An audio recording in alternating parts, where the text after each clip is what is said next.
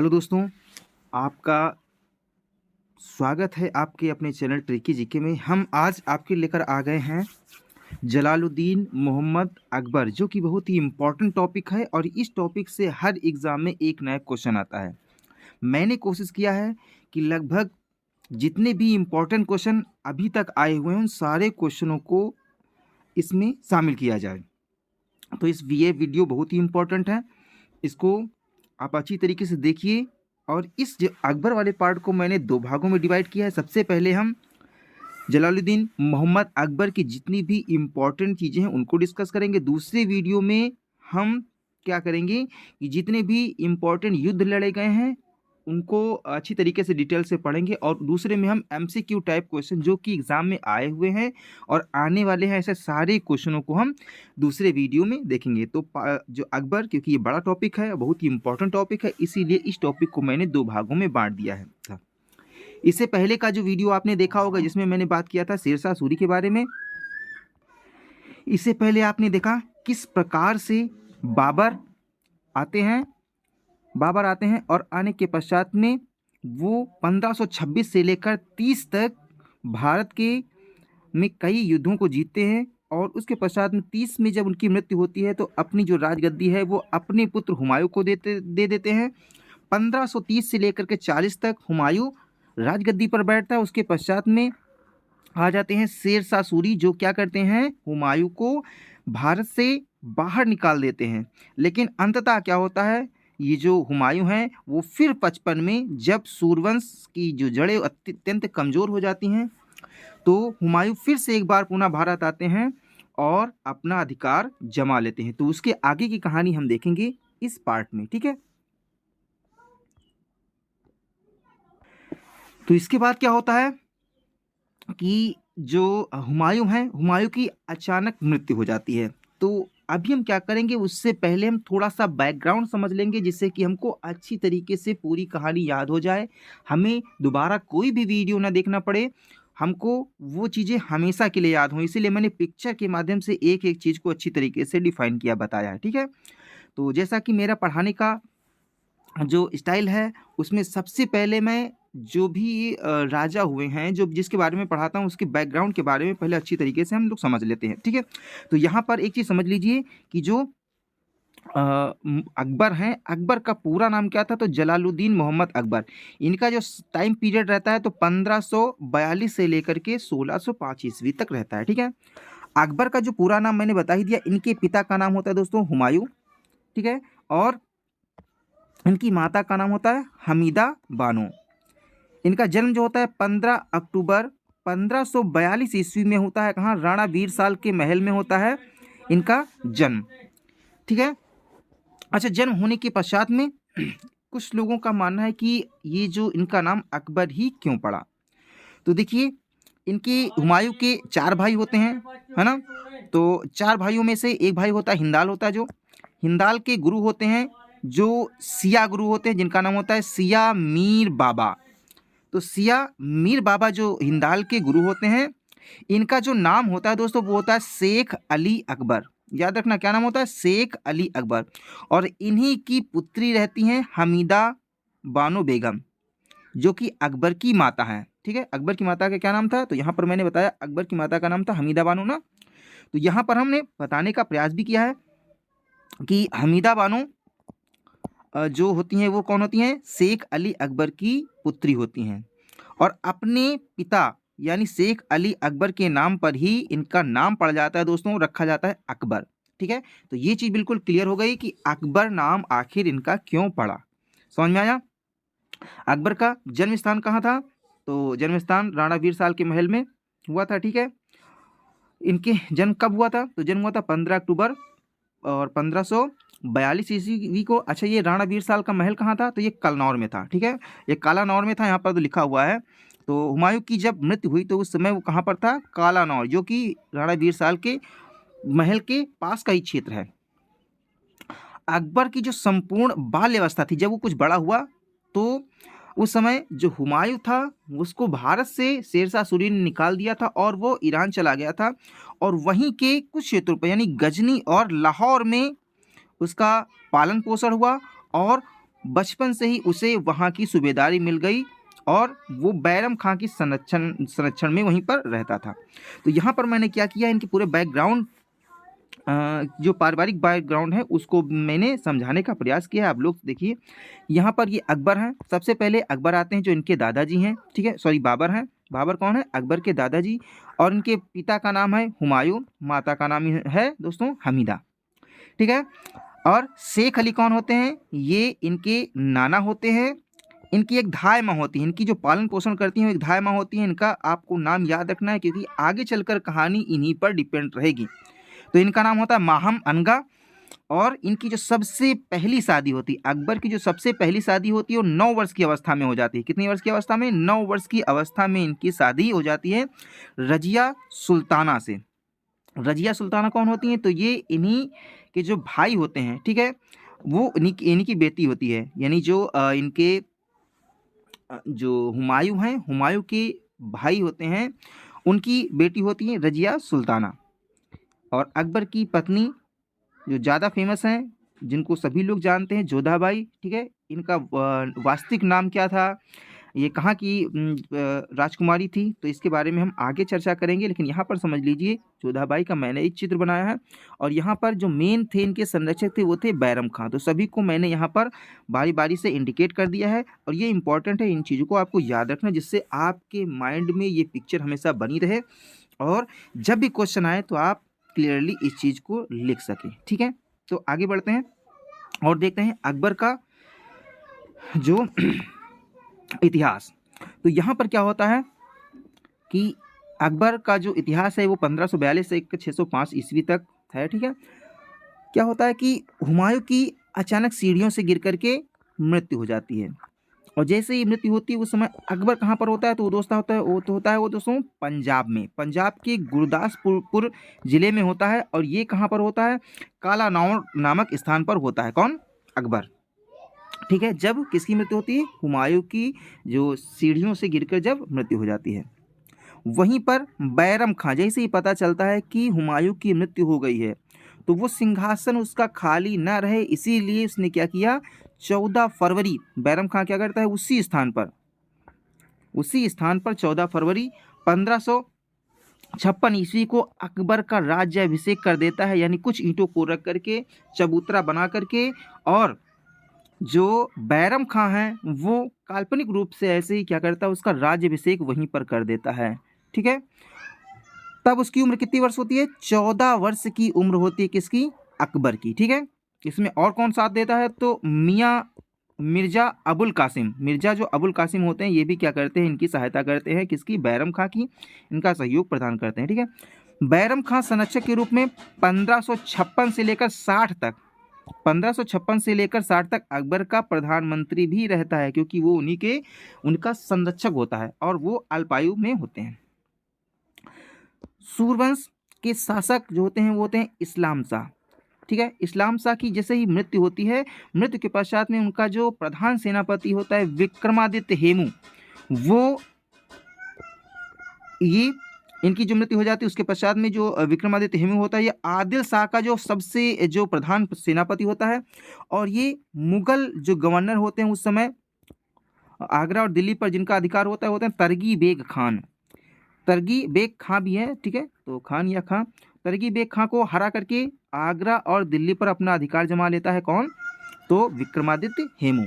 तो ठीक है, अभी आगरा में किसका अधिकार है? तो ये अधिकार है आगरा में दिल्ली, और आगरा और दिल्ली में अधिकार है विक्रमादित्य हेमू का, ठीक है। तो यहाँ पर क्या होता है, यहाँ पर मैंने चित्र के माध्यम से बताने के प्रयास किया है कि यहाँ पर हुमायूं होते हैं, ठीक है, वो क्या करते हैं, सीढ़ियों से गिर करके इनकी इस प्रकार से मृत्यु हो जाती है, जिसकी वजह से जो अकबर होते हैं, अकबर को आज अकबर का राज्याभिषेक कर दिया जाता है। कहाँ पर? कालानौर में, ठीक है। तो आगे बढ़ते हैं। अब क्या होता है, जैसे ही पता चलता है कि जो आगरा और दिल्ली पर किसका अधिकार हो गया है, वो विक्रमादित्य हेमू का हो गया है, तो बैरम खां के संरक्षण में अकबर क्या करता है, दिल्ली की ओर कूच करता है। जैसे दिल्ली की ओर कूच करता है तो विक्रमादित्य उस समय बहुत ही शक्तिशाली राजा होता है, उसके पास में अथाह संपत्ति होती है और अथाह सैनिक होते हैं। उसके पास 15,000 केवल हाथी होते हैं और लाखों की संख्या में घुड़सवार होते हैं और पैदल सैनिक होते हैं। ये जो लड़ाई होती है वो 5 नवंबर 1556 ईस्वी को होती है और दोनों ही सेनाएं आपस में एक दूसरे के सामने हो जाती हैं, जिसमें जो हेमू की सेना होती है वो बहुत ही बड़ी होती है, विशालकाय सेना होती है। इसमें लगभग 15,000 हाथी और लाखों घुड़सवार और पैदल सैनिक होते हैं। उसके आगे अकबर की सेना बहुत ही कमज़ोर पड़ जाती है और हेमू इस युद्ध को आसानी से जीत रहा होता है। इस युद्ध में अकबर की ओर से मुख्य भूमिका बैरम खां निभा रहा था और प्रारंभ में क्या हुआ, विक्रमादित्य हेमू की सेना जीत रही थी, लेकिन क्या होता है, कुछ सेनापति जाकर अकबर से मिल जाते हैं। कुछ जो सेनापति होते हैं वो जाकर अकबर से मिल जाते हैं, जिसके कारण यह देख करके स्वयं विक्रमादित्य को सामने आना पड़ता है, आगे आना पड़ता है, युद्ध के लिए आगे आना पड़ता है, जिसके कारण क्या होता है, एक तीर जाकर के उसके आंख में लग जाता है और वह लड़खड़ा करके हाथी से नीचे गिर जाता है। जैसे ही वह हाथी से नीचे गिरता है तो उसकी सेना में भगदड़ मच जाती है और उसकी सेना भाग खड़ी होती है, जिसके कारण जो मुगल के सैनिक हैं वो हेमू के सैनिकों पर वार करते हैं और धीरे धीरे करके जो हेमू के सैनिक हैं वो एक एक करके मारे जाते हैं और इस युद्ध में अकबर की विजय होती है। ठीक है, अगर ये युद्ध जो विक्रमादित्य हेमू है अगर पीछे से लड़ता तो कोई दिक्कत नहीं होती, लेकिन कुछ लोगों की वजह से, यानी कुछ जो लोगों की वजह से जब उसे आगे आना पड़ा तो वह उसकी जो एक तीर था उसकी आंख में लग गया, जिसकी वजह से उसे ये युद्ध हारना पड़ा। अब क्या होता है, बैरम खां हेमू का सर धड़ से अलग कर देता है। जैसे ही अकबर उसे आदेश देता है तो बैरम क्या करता है, हेमू का जो सैनिक सर है वो धड़ से अलग कर देता है। इस प्रकार मुगलों की विजय होती है और दिल्ली पर एक बार पुनः फिर से अकबर का शासन हो जाता है। ठीक है, तो इस प्रकार से पानीपत के द्वितीय युद्ध में हेमू की हार होती है और अकबर अब दिल्ली का शासक बन जाता है। लेकिन जैसे ही शासक बनता है तो उसमें बैरम खां की अहम भूमिका होती है, क्योंकि उस समय वो जो अकबर होता है वो इतना योग्य नहीं होता है कि वो युद्ध जीत सके, लेकिन बैरम खां बहुत ही योग्य होता है, योग्य सेनापति होता है। इसीलिए बैरम खां को प्रधानमंत्री बना दिया जाता है अकबर के द्वारा। अकबर क्या करता है, उसे प्रधानमंत्री बना देता है। जैसे ही जो बैरम खां है वो प्रधानमंत्री बनता है, वैसे ही उसके खिलाफ जो मुगल वंश में जो कुछ लोग हैं वो षड्यंत्र करने लगते हैं। तो अब हम पढ़ेंगे बैरम खां के प्रति षड्यंत्र कौन कौन सा था, किस प्रकार का षड्यंत्र था।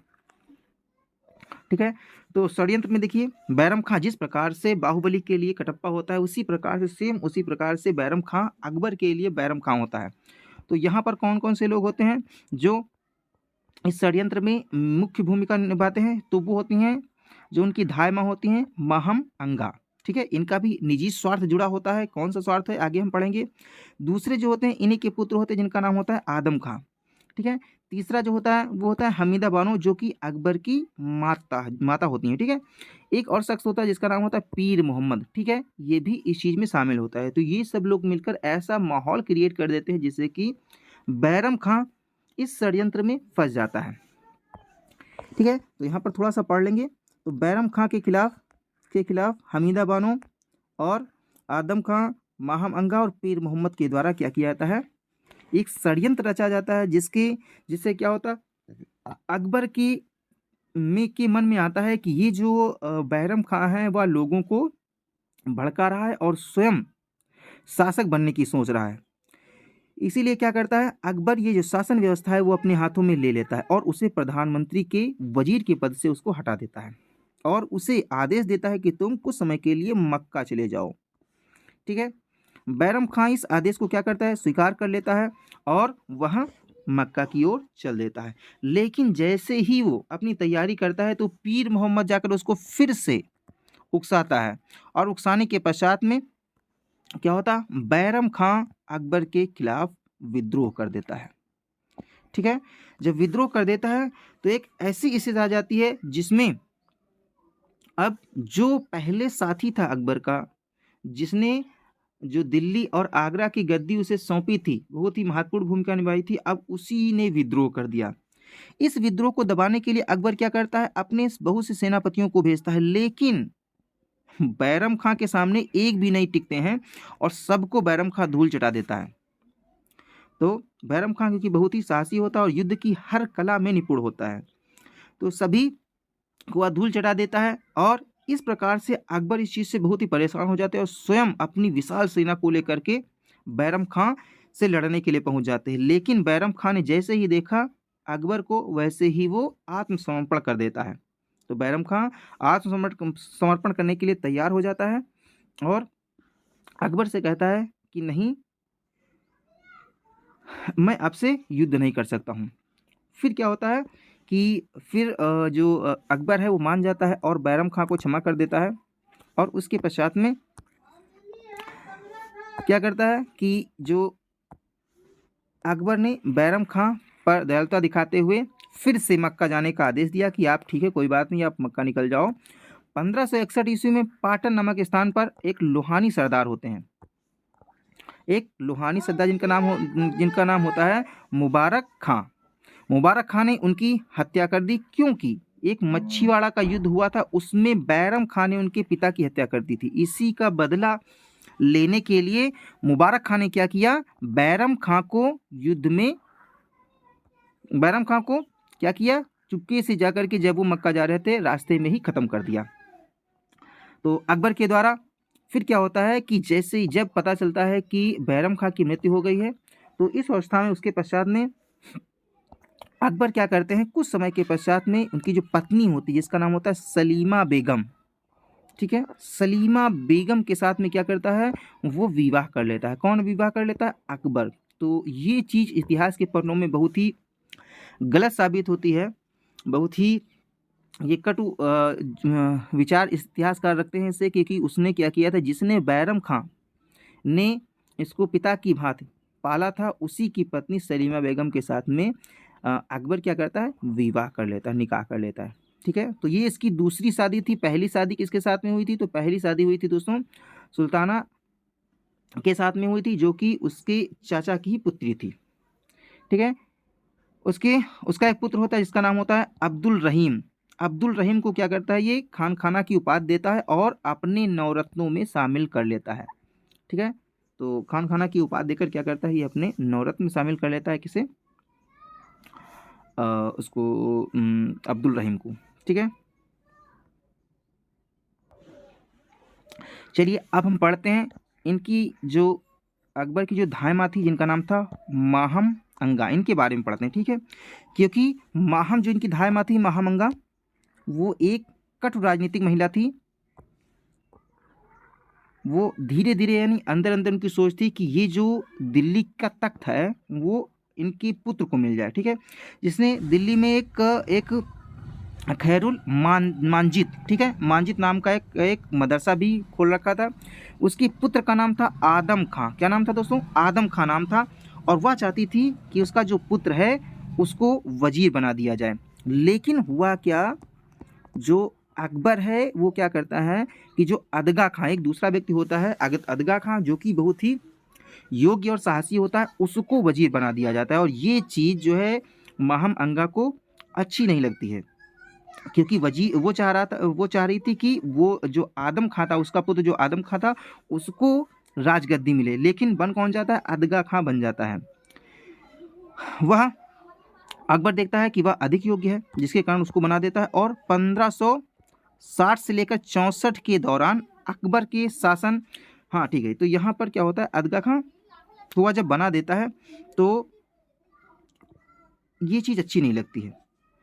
तो होता क्या है कि एक बार तो जब अदगा खां को वजीर बना देता है तो होता क्या है, यहाँ पर देखिए कि 1561 ईस्वी में मालवा के एक राजा होते हैं जिनका नाम होता है बंदा बाज बहादुर। बंदा बाज बहादुर पर क्या करता है, ये आक्रमण करता है। कौन आक्रमण करता है, जो आदम खां होता है। ठीक है, अदगा खां दूसरा व्यक्ति वजीर है। ये आदम खां क्या करता है, तोपकी में जाकर के बंदा बहादुर पर आक्रमण करता है। आक्रमण करने के पश्चात में उसे हरा देता है और वहां पर जो भी धन मिलता है उसको वो अपने पास रख लेता है। और ये चीज पता चल जाती, किसको, वजीर को पता चल जाती है। इसका नाम होता है अदगा खां। इसको पता चल जाती है तो ये क्या करता है, ये सोचता है कि मैं अकबर को ये चीज बता दूंगी। जैसे ये बताने के लिए आगे चलता है, ये बताने के प्रयास करता है, उससे पहले ही जो आदम खां होता है वो क्या करता है, अदगा खां को मरवा देता है।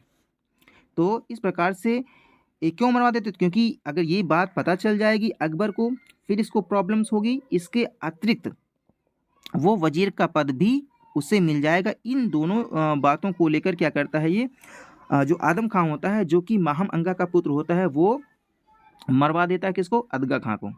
जिसके कारण क्या होता है कि इसको कुछ दिनों के लिए शासन मिल जाता है, कुछ दिनों के लिए शासन मिल जाता है। और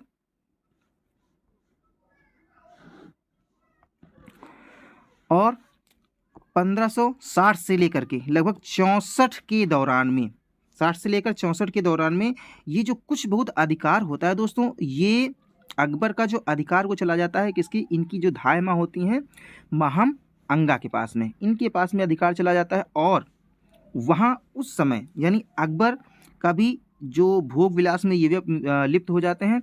और ये हरम दल एक दल होता है जहाँ पर लगभग 5000 स्त्रियाँ होती हैं, रानियाँ होती हैं। अकबर की 5000 रानियाँ होती हैं लगभग उसमें।